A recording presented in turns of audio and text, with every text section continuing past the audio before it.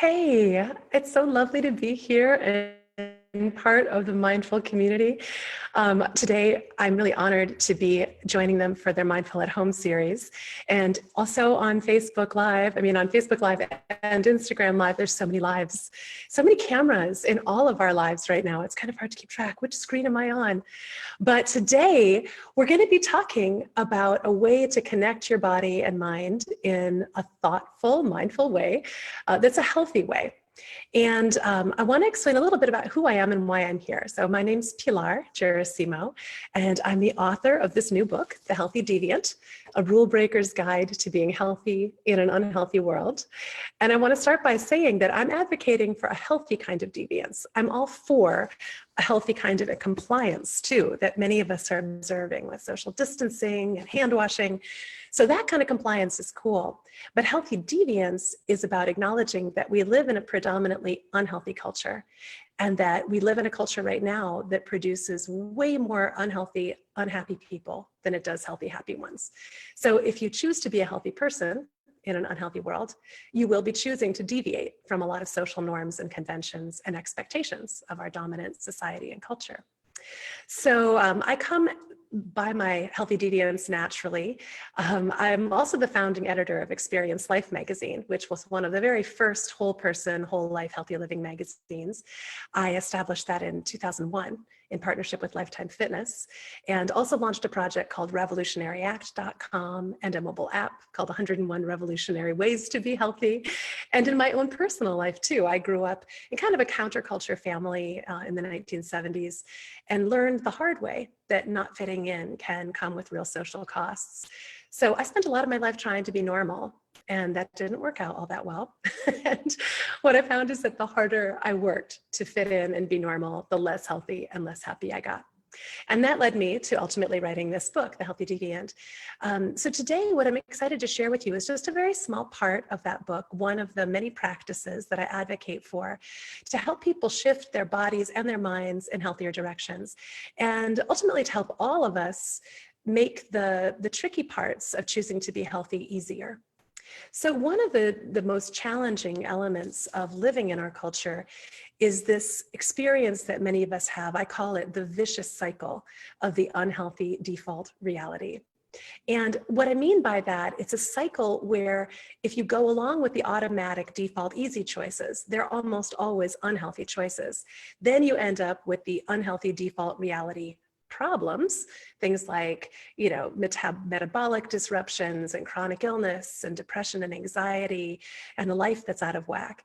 And then our society presents you with all of these new solutions. And sometimes it's symptom suppressing drugs, sometimes it's programs and products, but almost always those solutions don't work as advertised. And when they don't, we tend to blame ourselves. We think that we're lazy, or we don't have enough willpower, we're not smart enough, there must be something wrong with us. And that just feeds into the same cycle, which is a downward cycle. The harder we work at it, the more depleted we get, the more convinced there must be something wrong with us, and the more vulnerable we become to the next round of the unhealthy default realities, problems, and solutions. The biggest trick that I found in choosing to evade that cycle was that a lot of what we emphasize as being the solution are things like willpower. But willpower, exerting willpower, can be exhausting and depleting and overwhelming in its own right. It's part of that vicious cycle that can take you down. So I'm going to read you a little piece today and suggest an exercise that I call shifting your grip.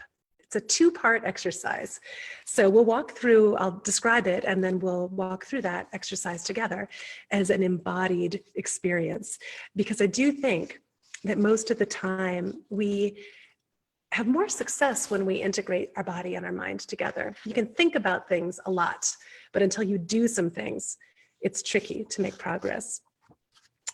So what I talk about in this book is a section here on page 89. If you have the book, wonderful. If you don't, I'll link also to or ask Kylie, who's helping today at Mindful. Thank you, Kylie. Kylie's going to be also managing questions and feeding them to me. I'll take some pauses to answer questions before we get into the active part of this exercise. But I'll just read you a little piece first, and then we'll keep going. Where affirmations and visualizations meet action, Within the field of popular psychology, there's an ongoing argument about the value of wishful thinking versus willful action. One school argues, in the style of Deepak Chopra, MD, and Rhonda Byrne's The Secret, that with enough positive affirmations and visualizations, change will happen. With little effort, often through some invisible force. Another school argues, in the style of psychology researcher Roy Baumeister, PhD, that willpower is king and that just doing a thing is the only way to get it done. In my mind, these two schools aren't really opposed. First, thinking positive thoughts and visualizing desired states is doing a thing. And it's a super important thing because it helps rewire the neurocircuitry in our brains in ways that predispose us to taking positive action. It helps build our stores of available energy, and it helps ward off learned helplessness. Doing outward active physical things helps too, because action-oriented steps build our willpower muscles in a host of different ways. For example, consider the following. Taking even minuscule low-effort steps in the direction of our goals helps to build self-efficacy, the belief that we can do what we set out to do. Setting up our environments in ways that minimize friction, distraction, and temptation helps break down resistance and predisposes us toward desired acts and attitudes. Leveraging low-effort foundational habits helps to build confidence and self-regard, creating physical and mental on-ramps toward successful pursuits of tougher challenges. Making positive changes in our physical nourishment and activity can shift our microbiome, immunity, blood sugar levels, cell function, and other biochemical factors that play a huge role in our mood, focus, and our ability to self-regulate. So it's really not a matter of either or. It's a matter of both and, in whatever combinations you feel most willing to embrace now. A number of studies, including many from Yale University, the University of California at Los Angeles, and the Center for Healthy Minds at the University of Wisconsin-Madison, have shown that meditation and positive visualizations can help us lay down new neural networks, changing the infrastructure of our brains and thereby helping shift our sense of agency and identity. Some research has even shown that meditation can influence the expression of our DNA. Conducting real-life experiments, meanwhile, helps us challenge our limiting beliefs and ingrained patterns in visceral ways that simply imagining or visualizing those things cannot. Taking action provides confirming evidence of desired state affirmations. It's one thing to regularly repeat a daily affirmation like, I am healthy and whole. It's another thing to say, with clarity and confidence, I am a person who walks in the morning, and to know that this is true, even if that walk starts out as just 12 steps to the mailbox and back.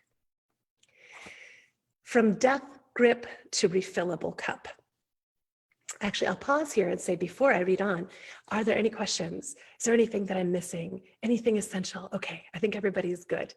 So I will, let me see, I'm gonna make sure I can actually see my chat if there is one. Good, I can. So now I'm gonna describe the concept behind my shifting your grip exercise. From death grip to refillable cup. Many of the healthy deviant solutions I'm proposing have nothing to do with shifting your focus from willpower to willingness, and shifting your priorities from fixing your flaws to building up your mojo. I realize all of this can sound rather vague and conceptual. So to get a more practical, kinetic sense of what I'm suggesting you do, try this two-part exercise I call shifting your grip. Okay, so shifting your grip exercise, part one. I'm gonna put my glasses on because I realize I can't see. It's hard to read when you can't see. All right. First, hold your arm out straight in front of you and make a fist, straight out like that. Clench it hard, imagining that in your fist you hold your willpower.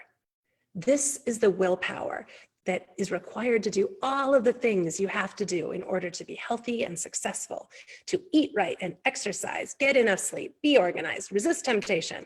So you must do everything in your power to keep that willpower locked within your closed hand. I want you to do this with me, okay? You can keep your arms straight out and locked in a fist. You can have it out ahead of you or off to your side, but wherever it fits. Imagine that it's like you've got a handful of sand. If you loosen your grip, it will seep out. You'll have failed, lost, proven yourself inadequate, game over. So try walking around with your extended hand clenched like that and notice how much it demands from your entire body. Feel the tension that builds in your arm and how it starts to radiate through the rest of your body. Is your jaw tight? How about your shoulder? Your neck? Is your other hand tensing or clenching automatically? How about your toes? Is your head jutting forward? Are you holding your breath? Once you have a clear sense of how much exertion and mental focus it demands from your whole body and mind to keep your fist so tight, I want you to take a moment to imagine how hard it would be to do anything else while in this state. That is what relying on willpower feels like. This is what it feels like to be forever fighting and correcting your flaws, your so-called flaws in quote marks. Not much fun, right? Ugh. Okay, so now we're gonna drop that and shake it out a little bit, and we'll proceed to shifting your grip part 2. I hope you guys are doing this along with me, otherwise I'm the only one. Are you doing this? It's a physical exercise. Okay. Okay, now drop your arm to your side, relax your clenched fist, shake your arm out, and also relax your willpower muscles. Just let the imaginary sand fall from your hand onto the floor. Just let it go. You don't need it. Wiggle your fingers, close your eyes, shake out your body, take a deep breath, and just release all the tension that you've built up. Whew, that's better, right? Now, keeping your elbow at your side, bring your hand back up in front of you so the pinky side of your hand is just gently grazing your belly button. It would look like this. Okay. Hold your hand palmed up in a relaxed, gently cupped shape. Feel how much less tension and focus it requires to hold this position. Walk around a bit and notice how much easier it is to use the other parts of your body while keeping your arm lightly engaged. Makes a big difference. Next, imagine there's a little pool of water in your hand. Keep moving. If you can walk around in your space, notice that even if your pool of water were to slosh out or evaporate as you move, with your hand open like this, it would be easy to fill it back up without ever changing your position. Right? You could just move easily.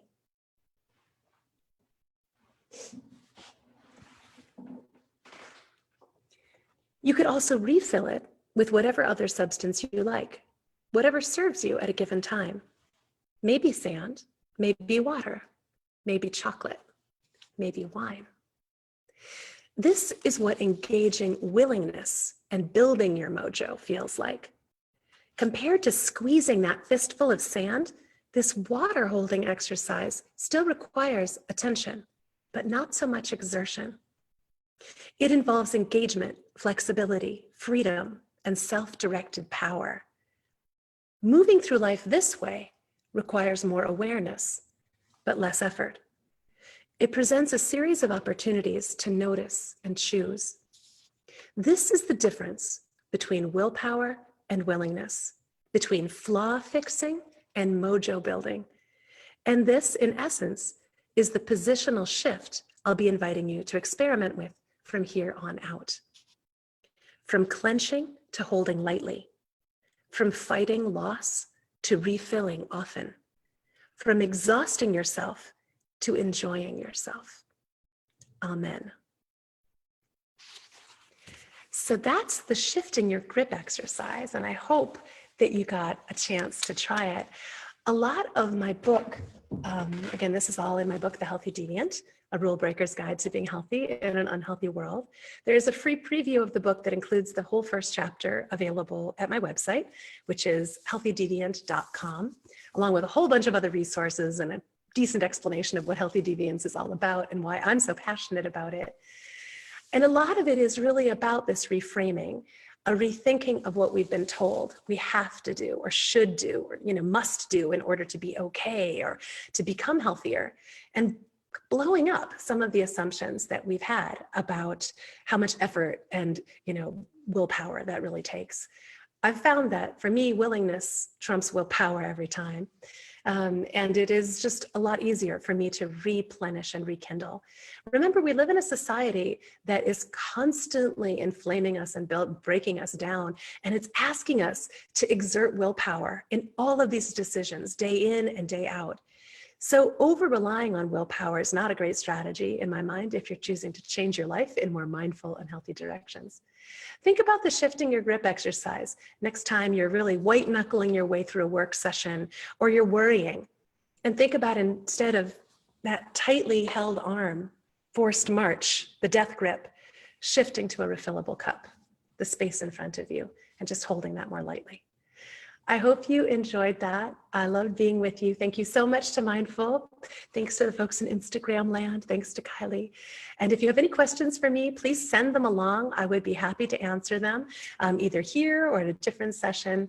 And also you can connect with me on all my social channels. I'm on Facebook and Instagram and Twitter, Pinterest, pretty much all of them.